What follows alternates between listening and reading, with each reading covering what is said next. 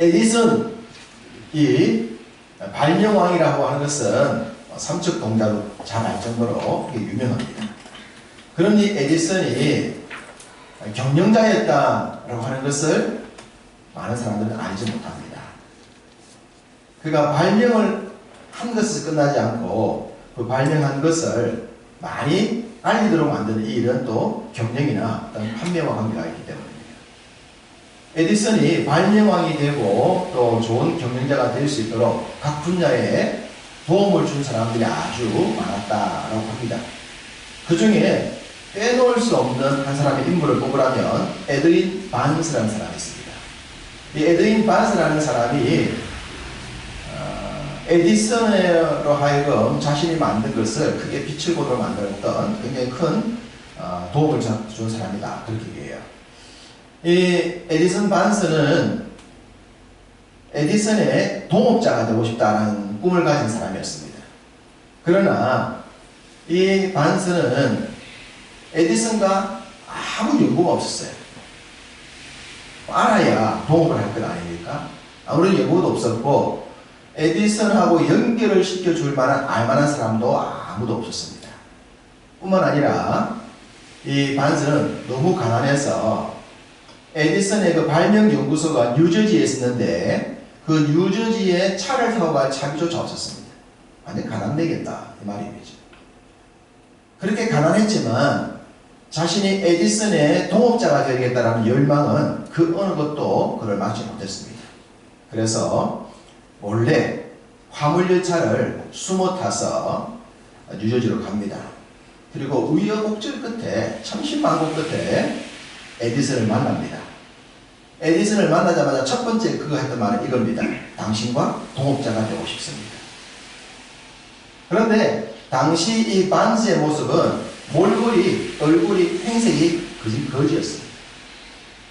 거지 같은 사람이 에디슨을 찾아와서 당신과 동업을 하고 싶습니다 라고 얘기를 하는데 누가 그 말을 들어주겠습니까? 그렇지만 그 반스의 눈은 빛나고 있었고 열정은 불타고 있었고 그의 결의는 아주 단단해졌습니다. 에디슨은 그 몰골이 형편없는 반스 속에 빛나는 그 눈동자와 열정과 결의를 보게 됩니다. 그래서 자기 연구소의 직원으로 채택을 해요. 처음에 반스가 그 연구소의 직원이 되었을 때 일반 임금 노동자에 불과했습니다. 에디슨의 동업자가 되기 위해서 찾아왔지만 그냥 월급 얼마 받고 생활하는 사무직원에 불과했어요. 얼마든지 그 일에 지칠 수도 있었고 불평을 할 수 있었고 넋두리를 할 수 있었겠지만 반스는 열심히 그 생활을 하게 됩니다.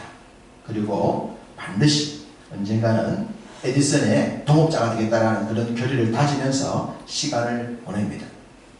그러던 중 에디슨이 녹음기를 발명했습니다. 녹음기를 발명했는데 그 회사 직원들은 그 녹음기가 얼마나 유용한 물건인지를 알아보지 못했어요. 그래서 아이고 이 물건은 팔리지도 않을 건데 뭐 이런 걸 만들었냐 라는 식으로 수군수군 거렸답니다. 그때 반스가 에디슨을 찾아갑니다. 자기가 이 물건을 팔아보겠다는 겁니다. 에디슨의 그 열정을 이미 알고 있었던 반스의 열정을 알고 있었던 에디슨이 녹음기를 판매할 수 있도록 반스에게 허락해 줍니다. 그 시간 이후 반스는 뉴욕 곳곳을 구석구석을 돌아다니고 찾아다니면서 사람들에게 녹음기를 설명합니다. 그리고 녹음기를 판매를 합니다. 물론 그의 홍보와 판매는 큰 성과를 거두죠. 얼마 시간이 지나지 않아 정말 주체할 수 없을 정도로 엄청나게 많은 주문이 들어오기 시작합니다. 에디슨도 상상하지 않을 정도로 엄청난 주문이 몰려들어왔고 그 주문은 반스 때문이었습니다. 반스의 노력, 반스의 수고, 반스가 알아봤던 그 열정들, 그 제품을 받은 이런 생각들, 이것에 의해서 그는 그 판매로 인하여 그 유명한 에디슨과 동업자가 됩니다. 그래서 에디슨과 함께 동업자라고 하는 그 굉장히 높은 반열에 명예를 얻게 되고 그리고 대부호의 안위를 얻습니다. 부자가 되죠. 큰 부자가 됩니다. 이 에디슨과 반즈는 친구나 동업자가 될 수 있는 그런 관계가 아니었습니다. 일단 친분도 없었죠. 그리고 에디슨은 굉장한 명성을 가지고 있었지만 반즈는 가난한 사람이었고 에디슨이 근접할 수 있는 그 어떤 것 아무것도 없었습니다. 그럼에도 불구하고 이 두 사람은 서로를 알아볼 수 있는 눈이 있었어요. 반즈는 에디슨, 에디슨은 반즈를 숨은 것을 서로 본 것입니다. 그래서 그들은 서로의 삶을 빛나게 만들었고 그리고 멋진 동업자로, 멋진 동행자로 그들의 한 생을 함께 살았다라고 얘기를 합니다. 오늘 말씀을 드릴 본문에 등장하는 사람의 이야기도 이와 비슷합니다. 요나단과 다윗, 이 두 사람은 평생의 친구였고 평생의 동반자였습니다. 떼놓을 수 없는 멋진 한 세트 같은 사람이었습니다. 그러나 이들의 처음 환경을 생각해 보면 이들은 만날 수 있거나 친구가 될 수 있는 사람이 아니었습니다. 요나단은 잘 아시듯이 왕의 아들이었어요. 왕의 아들이었고 다윗은 가난한 목동에 불과했습니다. 왕의 아들과 가난한 목동이 어떻게 친구가 될 수 있고 평생의 동반자가 될 수 있겠습니까? 그런 환경적 여건적인 것들은 전혀 친구도 될 수가 없고 동반자가 될 수 없었지만 이들은 뗄 수 없는 친구가 되었다. 이들의 그런 만남과 이들의 삶이 오늘 삶은 우리에게 큰 도전을 주지 않겠습니까? 우리의 형편과 사정이 아무리 열악하고 볼품이 없다 하더라도 우리는 우리가 꿈을 가지고 살아간다면 우리가 소망하는 것들을, 더 크고 많은 것들을 얼마든지 이룰 수 있고 가질 수가 있다고 하는 겁니다. 이 사실을 생각하면서 다윗과 요나단의 친구 관계를 한번 말씀을 드리고자 합니다. 다윗과 요나단이 가장 처음 만나는 장면은 어디인가? 그것은 다윗이 골리앗을 이기고 난 뒤였습니다. 다윗이 골리앗을 이기고 난 뒤에 사울 왕의 군대 장관이었던 아브넬이 다윗을 데리고 사울에게 데려갑니다. 이전에도 물론 골리앗을 잡기 위해 나갈 때도 있었지만 그때는 그런 관계가 아니었고 골리앗을 이기고 난 뒤에 사울 왕 앞에 다윗이 나갔을 때 거기서 비로소 공식적 만남이 시작이 돼요. 그렇게 다윗이 사울 왕을 만나러 갔는데 그 사울 왕 곁에 누가 있었느냐? 사울의 아들 요나단이 있었던 겁니다. 요나단이 그때 다윗을 보는 거예요. 다윗을 보는 그 첫 번째 장면에서부터 요나단은 다윗에게 알려들어갑니다. 자, 오늘 본문 1절을 보시면 이렇게 말씀하십니다. 요나단의 마음이 다윗의 마음과 하나가 되어 요나단이 그를 자기 생명같이 사랑하니라. 여러분, 우리가 누군가를 만났는데 첫 번째 만남에서 그 사람을 사랑한다, 사랑하는 마음이 생긴다. 이건 연인 관계에서 가능합니다. 연인들은 첫눈에 통했다, 필이 왔다, 그렇게 되지만 이 친구가 첫눈에 필이 와서 평생을 곁에 두고 싶은 그런 사람을 삼을 정도로 첫눈에 반할 수 있는 그런 가능성은 굉장히 희박합니다. 여러분, 지금까지 살아오면서 처음 만나서 평생의 친구처럼 살고 지내는 그런 분들이 있습니까? 참 안 쉽거든요. 친구 관계는 많은 것들이 계산이 되는데 이 요나단과 다윗은 처음 만나면서 이런 것이 이루어졌어요.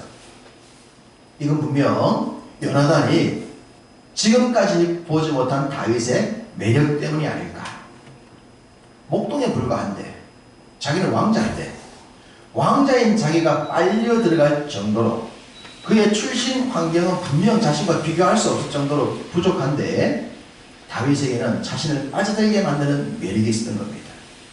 그리고 많은 목동을 또 왕자니까 알고 있지 않겠습니까? 많은 소년들을 알고 있지 않겠습니까? 그 나이에 그 목동, 지금까지 자신이 보았던 그 나이의 그 목동들 부류의 아이들과는 전혀 다른, 정말 이 다윗에게는 말할 수 없는 굉장한 매력이 있는 것을 보고 그에게 빨려들게 됩니다. 그래서 이 말씀처럼 친구가 되고 생명을 나누는, 생명을 서로 주고받을 수 있는 그런 관계가 맺어집니다. 오늘 본문에 보면 사울이 다윗을 만나고 난 뒤에 집에 돌려보내지 않고 자기 곁에 두었다라고 말합니다. 아마 사울 왕도 다윗을 좀 알고 싶었겠죠. 어린아이인데 목동이라 그러는데 골리앗을 죽이는 걸 받지 않겠습니까? 그러니까 이 아이를 좀 알고 싶어서 자기 곁에 두었다라고 성경이 말합니다. 그러면 사울 왕 곁에 있는 다윗이 당연히 요나단과 함께 더 시간을 보내지 않았겠습니까? 이때 이 둘이 많은 시간을 보내면서 그리고 많은 이야기를 했을 것이라고 생각이 됩니다. 이때 요나단이 다윗의 진면목을 보지 않았을까 싶습니다. 분명 행색이나 나이나 출신을 보면 평범한 목동 중에 한 아이에 불과한데 대화를 나눠보니 영성이 있는 거예요. 아이가 영적으로 깊은 거예요. 대화를 나눌수록. 그 아이가 목동으로 있으면서 들에서 양을 어떻게 쳤던가 그 얘기도 주고받았지 않겠습니까? 요나단이 물었겠죠. 그럼 목동 생활 어땠니? 아버지한테 얘기를 들었는데 공부가서 나와 싸웠다며 그런 얘기를 주고받았겠죠. 예, 저는 아버지 양을 지키면서 혼자 외로울 때 시편을 노래를 했고 하나님 찬양했고 또 양을 지키기 위해서 훈련을 했고 실질적으로 지켜내 이런 얘기를 주고받았을 겁니다. 요나단은 다윗의 얘기를 들으면서 뭘 했을 거예요? 이 어린 아이가 홀로 있는 시간 어떻게 이런 삶을 살 수 있을까? 너 어떻게 해서 그 골리앗한테 싸우려고 나갔어? 묻지 않았겠습니까? 다들 그걸 먹고 못 나갔는데 자신도 못 나갔는데 어떻게 자기가 어린 동생이 어떻게 너 나갈 수 있니?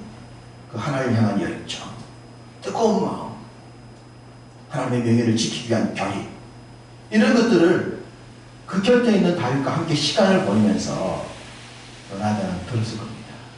그러면서 요나단의 마음은 다윗에게 더 빨려 들어갔을 것이고 그 요나단을 좋아하는 수준을 넘어서 사랑하는 자기 생명을 내어놓을 수 있는 관계까지 그 짧은 시간에 발전해 간 것이 아닌가라고 느껴집니다. 저는 이 부분을 묵상하면서 이런 생각했습니다. 우리의 믿음, 우리의 영성, 우리의 가치관, 우리의 세계관이 다른 사람들에게 매력적이면 좋겠다.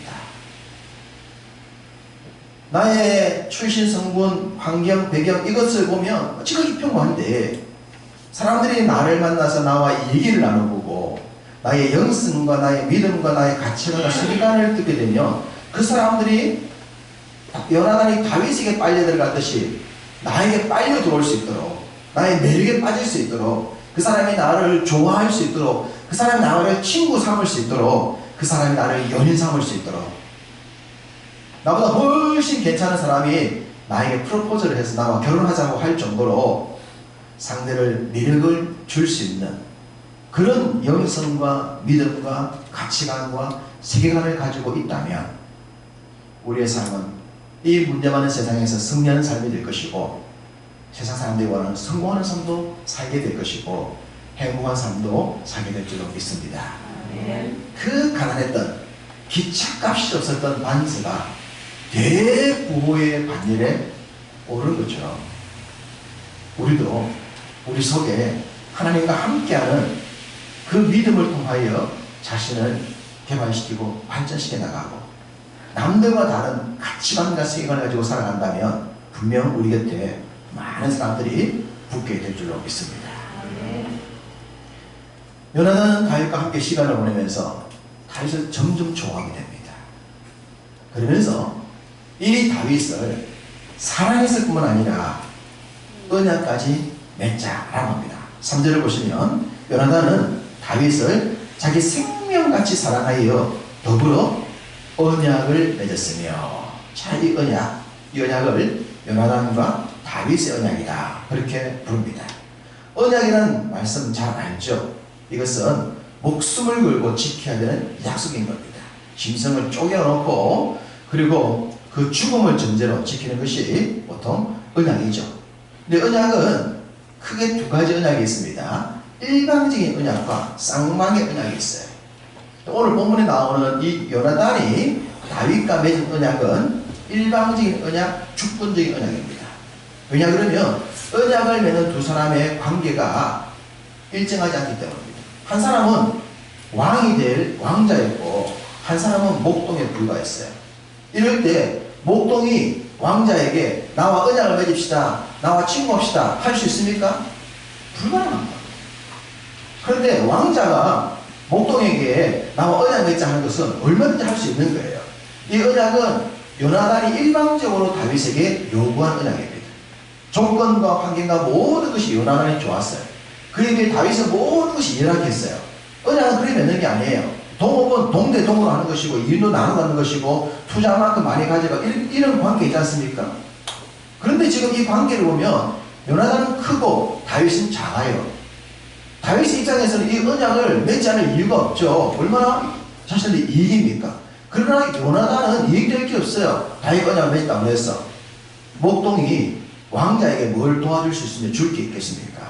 그 모든 형편으로 볼 때에 요나단이 훨씬 더 유익한데 요나단이 언약을 맺습니다. 이런 것을 우리는 일방적인 언약이다, 주권적인 언약이다 이런 얘기를 해요. 이런 얘기는 성경에도 많이 나오죠. 성경에 하나님께서 아브라함과 언약을 맺는 것 이런 것을 주권적인 언약을 그럽니다.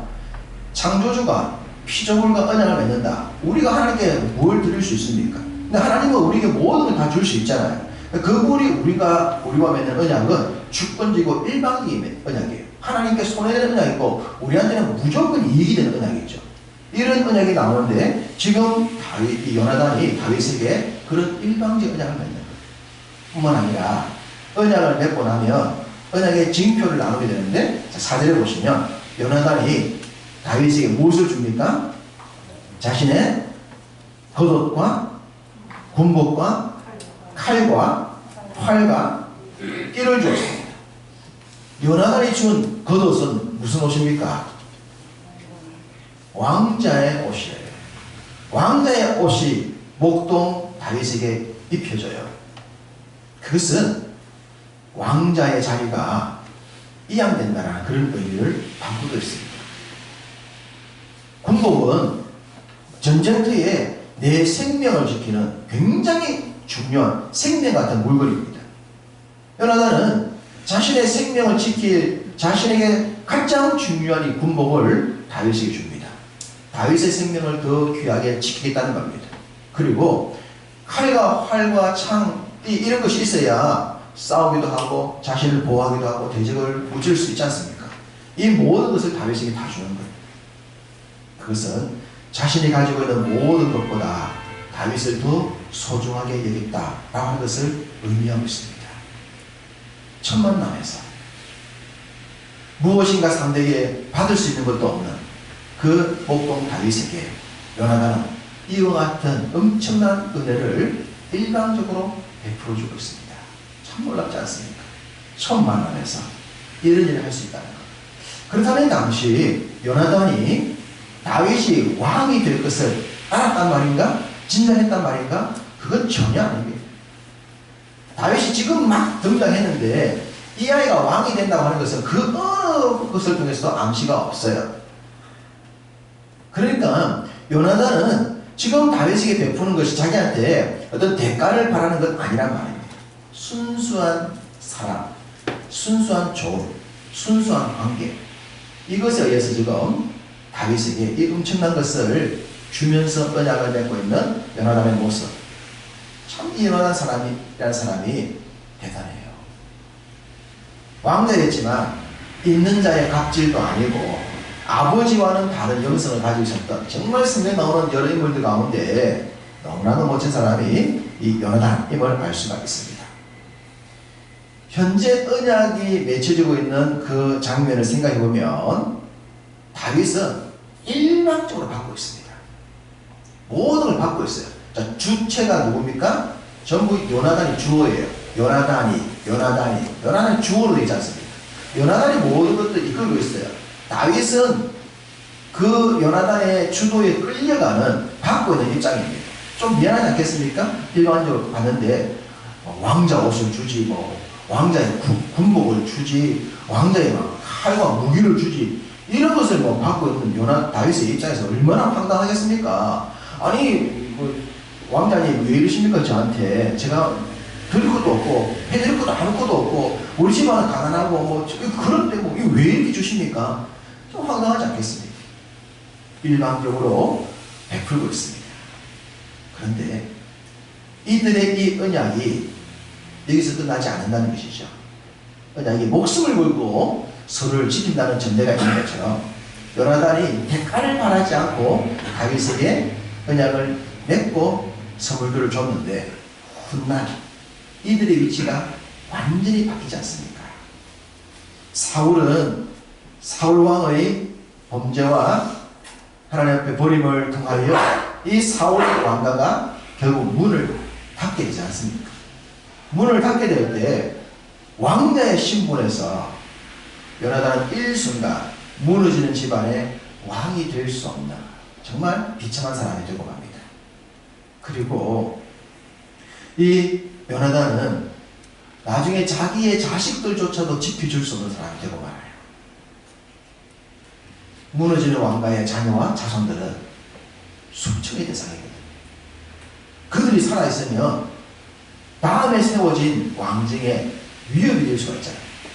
그렇기 때문에 예나 지금이나 정권이 바뀌면 그 앞선에 있던 사람들을 다 없애는 것이 그게 일반적인 흐름입니다.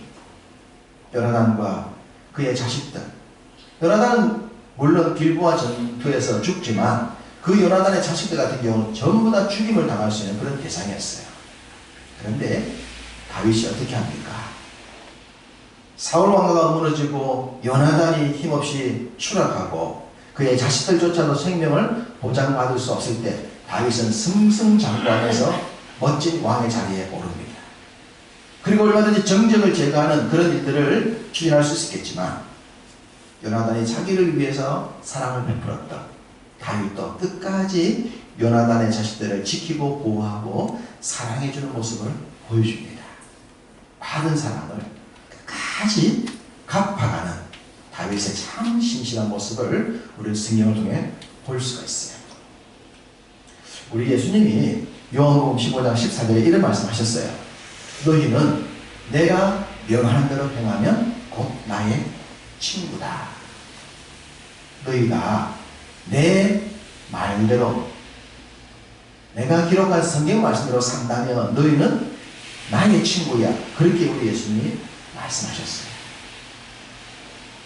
예수님이 우리를 사랑하셔서 우리를 위해 당신의 목숨을 내어놓지 않았습니까? 요나단은 왕자로서 목동 다윗에 비교할 수 없는 사랑을 주었지만 예수님은 천지만물의 창조주이시지 않습니까?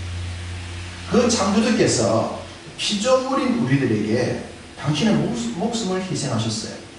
이건 요나단이 다윗을 사랑한 것과는 비교할 수 없어도 엄청나게 큰 사랑입니다. 주님이 그 엄청나게 큰 사랑을 우리에게 베풀어 주셨는데 그러면서 주님이 우리에게 과도한 것을 요구하십니까? 그것은 또 아니지 않습니까? 저는 이 요나단과 다윗 이 둘의 관계를 보면서 그런 생각하게 됩니다. 우리가 믿음 생활할 때 초보 때가 있었죠.